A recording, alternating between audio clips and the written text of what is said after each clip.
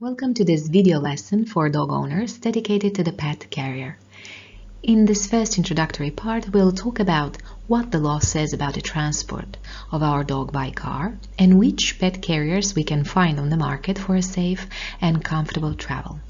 In addition, I will also show you extra content and videos extrapolated from some lessons where I will show you how to accustom and positively condition the dog to the pet carrier. Enjoy! How to accustom and positively condition the dog to the pet carrier. The pet carrier, a safe place for a serene dog. Video lesson.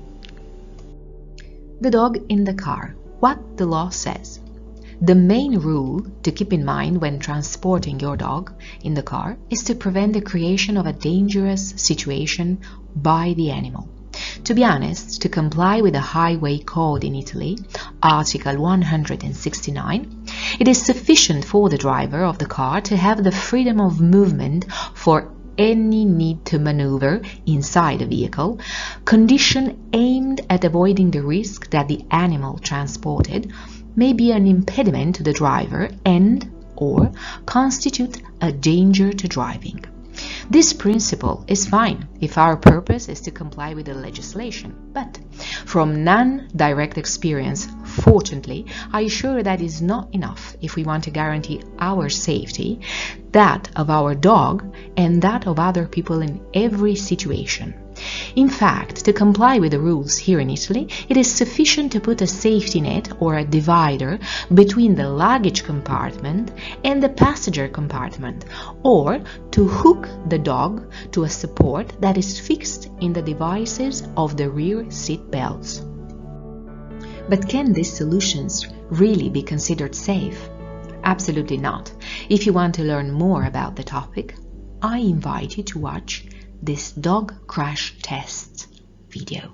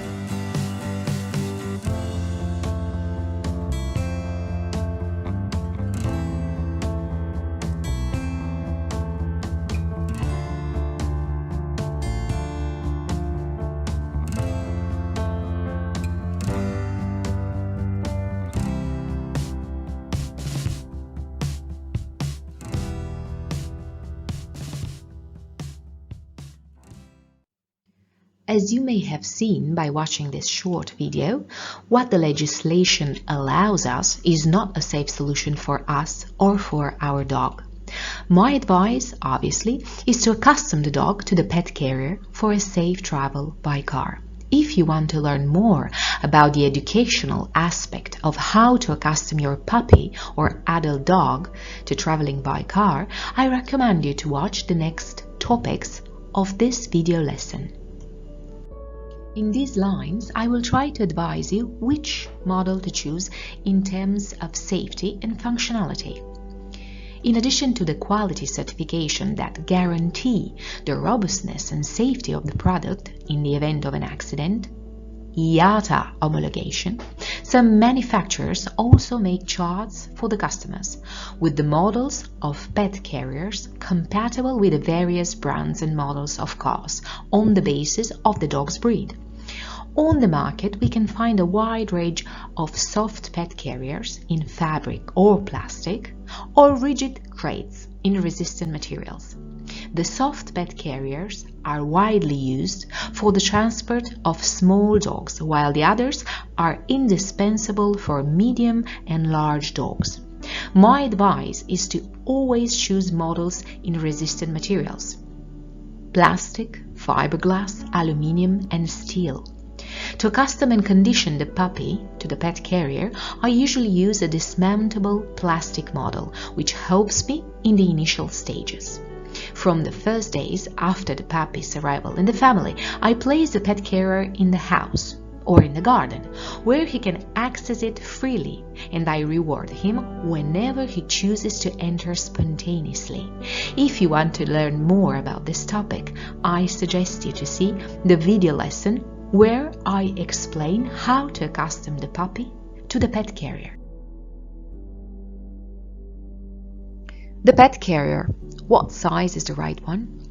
It will seem obvious, but before making your purchase, you must keep in mind the dimensions of your car, in particular of your luggage compartment.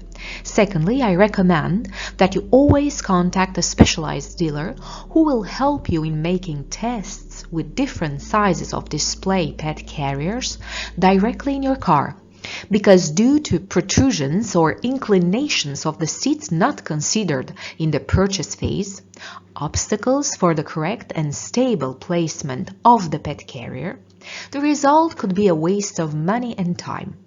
Another aspect that I recommend you take in consideration before purchasing the pet carrier is the size of your dog. If you have adopted a puppy, try to predict the size it will reach, weight, length and height, with the help of the breeder or a veterinarian, so that you can identify a definitive pet carrier or crate that you can use even when your puppy will become an adult. When purchasing, you must keep in mind that your dog has to turn around easily inside the pet carrier. Logically, it must not be too small, but neither too big, because it would not be safe. How to accustom your dog to the pet carrier?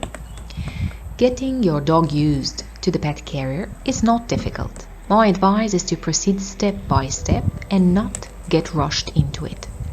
Another recommendation that I feel I can share is to never force the dog to enter. Always let him take the initiative to enter inside the pet carrier and reward him every time he spontaneously enters. There are disassemblable pet carriers on the market that can help you in the initial training stages and which are well suited for the transport by car or even in the boat or plane.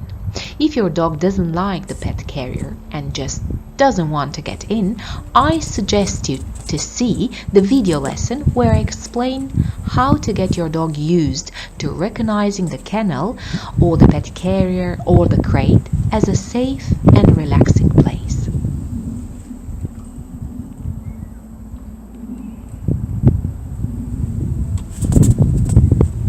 Stop. Okay, sure. Dogs, just like humans, can suffer from motion sickness during car rides or other types of travel. A dog can get car sick even during short trips in the car. A queasy dog makes car rides an unpleasant experience for everyone, but luckily, there are things you can do to help your pup feel better when riding in the car. What's the difference between motion sickness and travel anxiety for dogs? Many of the signs and symptoms of car sickness are the same as travel anxiety, so it can be tough to determine exactly which one your dog is experiencing. Plus, some dogs are unlucky enough to be dealing with both. After all, if your dog feels sick every time they ride in the car, it's certainly likely and understandable that they also be anxious about going for car rides, and that their anxiety about car rides would increase with each ride. The most common signs and symptoms of car sickness in dogs are drooling, panting, pacing, lips pulled back and tight facial muscles, vomiting in some but not all cases. Some tips. Initially, let someone accompany you during the first car trips and you remain in the back seat to observe your four-legged friend. If you notice the first signs of discomfort during the ride, stop the car and look for a green area where you can let your dog walk and release the accumulated stress. For safety reasons, as anticipated in the previous slides, I do not recommend carrying in the rear seats, not even the larger dogs. There are pet carriers or cages that can be adapted for most cars. If, for reasons of space, it is not possible to use the pet carrier, it is certainly useful, in my opinion, to get them used to stay in the luggage compartment while traveling by car, but only in the case of an open wide boot divided from the passenger compartment by special metal bars. Regardless of the breed and size, I always recommend that you get your dog accustomed to travel by car gradually. If you have a puppy, start getting him used to the car with the engine off and the windows down. Only after a few training sessions with the engine off, the dog will begin to get used to short trips, avoiding long journeys in the midst of city traffic during rush hour. The first part of this video lesson ends with this slide. With the next video contents, I will show you how to accustom and positively condition the dog to the pet carrier.